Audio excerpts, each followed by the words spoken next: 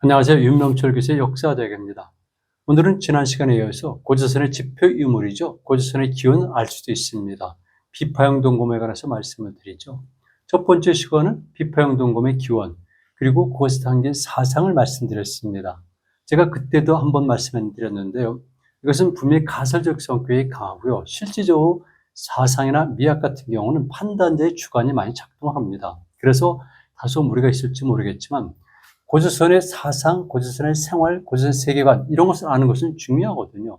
그래서 제가 그런 시도를 해봤었고 어느 정도는 논리성도 있었고 그리고 또 증명도 된다고 판단을 합니다. 오늘은 이제 역사와 직결된 것인데요.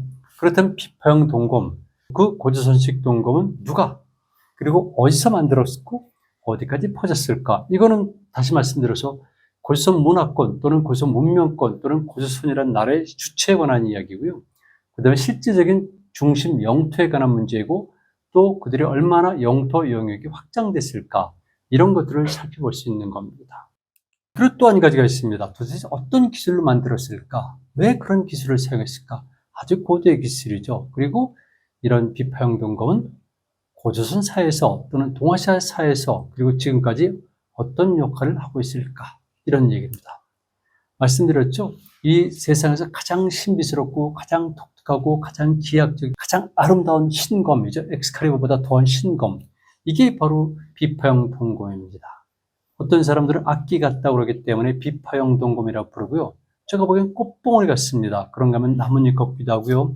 탁 세워놨을 때는 하늘을 향해서 치고 올라간 듯한 그런 느낌이 듭니다. 더군다나 앞부터 시작해가지고 유선형으로 퍼지기 때문에 일단 박히게 되면은 그냥 살을 가르면서 꼽히는 이런 느낌까지 주죠. 그래서 일부에서는 비파형 창 모양도 나타나는 겁니다. 또 어떤 사람들은 이것은 정말 불꽃 같구나. 저도 때때로는 그런 생각이 들고요. 또 한편에서는 어떤 비밀의 문을 여는 열쇠입니다. 우주의 비밀, 그리고 건국의 비밀을 여는 열쇠, 그리고 생명체라는 느낌도 드는 것이죠. 이렇게 다양한 모습을 가지고 있는 것이 비파형 동검입니다. 여수 지역에서 발견된 비파형 동검인데요. 왼쪽은 꽃잎 같습니다. 가운데는 파손된 상태로 보이고 오른쪽은 비록 지난 시간에 보여드린 것처럼 정형화되어 있지는 않지만 꽃잎 모양인 것을 알 수가 있습니다. 정말 독특해요. 자, 다시 한번 보여드릴게요. 고조선식 동검은 비파형 동검 또는 고조선식 동검 그리고 요령지방에서 발견되기 때문에 주로 요령식 동검 이렇게 부르는 겁니다. 기가 막히죠. 불꽃 같기도 하고 창 같기도 하고 화살촉 같기도 하고 악기 같기도 하고 정말 숨이 막힙니다. 어떻게 이렇게 아름다운 선을 유리한 선을 만들어낼 수가 있죠. 여러분 이런 선을 만드는 것이 쉽다고 생각하십니까? 아니에요. 여긴 철저하게 비례 법칙이 작동되거든요. 코카콜라가 왜 전 세계적으로 오랫동안 그렇게 팔렸겠습니까? 첫 번째는 그 독특한 디자인 때문에 그렇거든요. 제가 무슨 말씀드리는지 아시죠? 자, 여섯 지방의 비파형 동검을 보니까 길이가 대체로 30cm에서 35cm 정도 되는 겁니다. 그런데 시대의 변화에 따라서 점차 모양이 달라지기도 하는데요. 우리가 흔히 얘기하는 요령지방의 하가점 상층문화, 이 시기에서는 전 기간에 보편제로 발견되고 있어요. 특히 2004년도를 기점으로 해서 아주 광범위하게 그리고 적극적으로 알려진 것이 유화문명론인데요. 첫 번째 그 핵심이 되는 것은 지금부터 5000년에서 5500년 사이를 왔다 갔다 하는 홍산 문화입니다. 그리고 그 시기가 지나면서 BC 23세기부터 BC 15세기 또는 BC 16세기까지를 하가점 하층문화 시기라고 그러고요. BC 15세기부터를 하가점 상층문화라고 부릅니다. 가장 전형적인 요소 지방에서 발견된 비파형 동검은 보통 길이가 30에서 35cm라고 생각하시면 됩니다. 그러니까 긴 장검은 아닌 거죠. 그리고 이 비파형 동검은 하가점 상층문화에서는 전 기간에 보편제로 발견되고 있습니다. 2000년대에 들어서 중국이 집중적으로 발굴하고 전 세계에 알린 것이 유화문명론이거든요. 핵심은 홍산문화입니다. BC 35세기부터 시작돼서 그래서 약 5000년을 전후로 한 시기에 아주 뛰어난 신석기 문화가 바로 홍산문화이고요. 그 뒤를 이은 것이 하가점 하층문화입니다. 청동시대 시작이라고 볼 수도 있고요. BC 23세기부터 시작이 됩니다. 그리고 그 다음 단계로 발달한 것이 하가점 상층문화인데 보통 BC 15세기경부터라고 봅니다. 그런데 이 시기에 전반적으로 비파형 동검들이 발견되고 있습니다. 그렇다면은 이제 이 비파형 동검을 제작한 사람들이 누구일까? 그리고 이것을 사용한 사람들은 누구일까? 이게 중요하지 않겠습니까? 그래서 북한 학자들은 당연한 것이겠지만은 이지린 선생은 이것은 고조선 시대 때 동호족이 사용했고 이 동호족은 맥족이다라고 분명히 얘기하고 있어요. 단순한 것이 아니라 동호족이 맥족이라는 것까지 얘기를 하고 있고요. 박진욱은 비파형 동검 문화를 조선족 전체 문화라고 보고 있습니다. 그런 다음에 구분해서요. 요동지방과 서북조선지방의 동검 문화는 고조선 문화, 즉 예종 문화라고 보고요. 요수지방서 길림 장춘 지역의 비파형 동검 문화는 맥족 문화라고 본 겁니다. 그래서 요렇게는 예종 문화고 이렇게는 맥족 문화라고 봤고요. 한국에서도 대부분 많은 사람들이 고조선의 대표적인 유물이다. 그런데 김정배 선생은 예맥 일기 문화로 과거엔 분리했었는데요. 2010년도 이후에는 설이 변경되고 있습니다. 이건 주목할 만한 사실인데요. 카자흐스탄의 카라간다 지역에서 14세기에 파인형 동검이라 불려지는 이런 동검이 발견됐고 이것이 직접 연구됐다고 보는 겁니다. 이것은 전래설이라고 볼 수가 있죠. 그리고 김정학 선생은 이것을 조양문화라고 명명을 하고요. 그리고 역시 거기 조양 지역이 바로 고조선의 맹주국인 연맹국가의 중심지라고 추측하는 겁니다. 이영우 선생은 발해연안식 청동단검이라는 자기만의 이름을 설정하고요. 그리고 그 지역을 발해문화권이라고 중시하고 있습니다. 한창균 선생은 고조선의 3기 문화라고 보고 있고요. 그러다 보니까 당연히 하가점 하층 문화는 고조선 2기 문화다. 이렇게 보게 되면은 이미 하가점 하층 상층은 분명히 고조선 문화이고요. 어쩌면 그 이전까지도 고조선 문화일 수 있다. 이런 것을 분명히 내포하고 있습니다. 그리고 일부 중학자들은 이 비파형 동검을 조선 또는 예맥계통의 문화라고 보고 있습니다. 저는 당연히 이런 것을 문명적 관점 그리고 형태당의 미학과 논리, 의미를 근거로 해서 3회의 논리 그리고 유기적 세계관을 찾아내고요. 당연히 이런 문화를 영위했던 고조선과 직결시키고 있습니다. 지난 시간에 보여드렸었죠.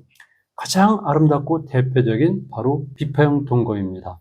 왼쪽은 가장 대표적인 연용성 박물관에 전시된 것이고요. 오른쪽은 요동성 박물관에 전시된 겁니다. 완벽하죠? 정말 이렇게 아름다울 수가 없습니다.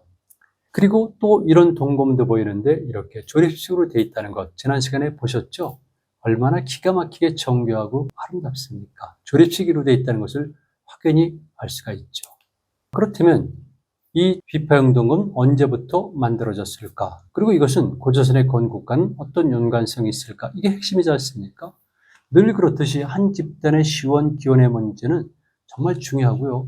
특히 우리 민족사에서 최초의 정치체인 조선의 건국 기원은 정말 중요하지 않을 수가 없습니다. 더군다나 이 고조선의 건국 기원을 놓고 흔히 말하는 강단 주류 사학과 또 다른 비주류 사학 그리고 또 한편에서는 흔히 말하는 시민사학 또는 제야사학 간의 의견이 엇갈리고 있고요. 최근에도 바로 이 고조선의 건국 연도를 놓고 상당히 논쟁들이 벌어지고 있습니다. 남상근 101호 돌강 무덤에서 발견됐거든요. 그래서 이용우 선생은 요동 지역의 비파형 동검은 서기전 12세기경까지 올려보고 있습니다. 중국들은 과거에 9세기에 시작됐다고 보고요. 북한은 그보다 조금 더 이른 시기에 시작됐고 특히 요동지방과는 좀 거리가 있는 송화강 상류에서는 서기전 11세기경에 발견됐다라고 추정했습니다. 그런데 최근에 들어서 이것이 점점 올라가고 있어요. 요동반도 대련시의 우거천 유적에서는 기원전 14세기경에 것이 발견됐고요. 그 근처에 쌍타자 유적에서는 기원전 13세기. 그런데 놀라운 것은 2017년도에 윤용성 신민시에서 비파형 동검이 발견됐는데 이것이 BC 14세기고요. 홍산문화연구의 대가죠. 곽대순 선생은 이것이 만주 지역에서는 가장 이른 시기에 만들어진 것이다. 이렇게 주장합니다. 그래서 하가점 상층 문화의 기원과 현재까지 발견된 비파형 동검 문화의 시작은 어느 정도 근접하고 있는 경향을 보이고 있습니다. 이것이 바로 기원전 14세기경에 만들어진 것으로 판정된 것입니다. 처음에는 어디서 만들었을까요? 연용성 조양의 12대 영자에서 처음 발견됐는데요. 그것은 기원전 9세기에서 8세기경으로 추정이 되는 겁니다. 그리고 여기서는 여러 가지 청동기물들이 같이 발견되고 있어요. 그리고 조금 전에 말씀드렸지만 남상근 101호 돌강 무덤에서도 출토가 됐고요. 많은 곳에서 비파형 동검들이 출토됐는데 특히 1960년대에 발굴이 됐었죠. 조중 합동 발굴입니다. 북한과 중국이 합동으로 발굴한 그 당시 요동반도의 고조선식 무덤들이 있는데요. 가장 대표적인 감상 무덤에서는 이 비파형 청동 단검이 9자루가 나왔습니다. 그 밖에도 청동 도끼를 비롯해서 많은 청동 제품들이 나왔거든요. 이것이 BC 6세기에서 5세기경으로 추정되는 것입니다. 그리고 그보다 조금 늦게 만들어진 류상 무덤에서도 똑같이 이렇게 청동 단검들, 청동 제품들이 많이 발견됐어요. 그래서 요동반도 남쪽에서는 적어도 BC 5세기를 전후한 시기에는 집중적으로 청동 제품들, 특히 비파형 동검들이 만들어졌구나. 이걸 확인할 수가 있습니다. 그런데 비파형 동검은 요동반도만 있는 것이 아니고요. 요하 상류인 영성현과 오한길, 즉 홍산문화의 발생지죠. 오한치에서도 발견이 되고요. 남쪽은 하북성으로 내려갑니다. 그리고 연산산맥 이남의 탁현 이런 지역도 발견되고 서쪽은 의무려산, 무려산이죠. 넘어서 오늘날은 내몽골 동남부 지역, 그리고 산동 지역, 북한 지역에서도 많이 발견되고 남쪽 지역에서도 많이 발견된다는 겁니다. 이것은 무엇을 의미할까요? 분명히 발생 지역은 요동반도를 사이에 두고 서쪽이냐 동쪽이냐 이런데 이런 것들이 한반도의 중부 이남에서도 많이 발견된다는 겁니다. 부여 송국리에서는 비파형 동검이 발견됐고요. 여수 지역에서도 마찬가지입니다. 그리고 춘천의 중도 고인돌 밑에서는 반쪽 검신부만 나왔는데요. 아마도 이것은 변형 비파형 동검이 아닌가 생각됩니다. 그 밖에도 경상북도라든가 경상남도라든가 제주도라든가 일본 큐슈 지방 그리고 연해주 일대에서도 계속해서 많은 비파형 동검들이 발견되고 있습니다. 이 그림의 하단부에 보게 되면 제주도에서 발견된 비파형 동검의 조각인데요. 제주도 국립박물관에 가면 전시되어 있습니다. 거기서 찍은 건데 이렇게 맨 끝부분만 남아있지만 확장하니까 전형적인 비파형 동검이다. 이걸 알 수가 있어요.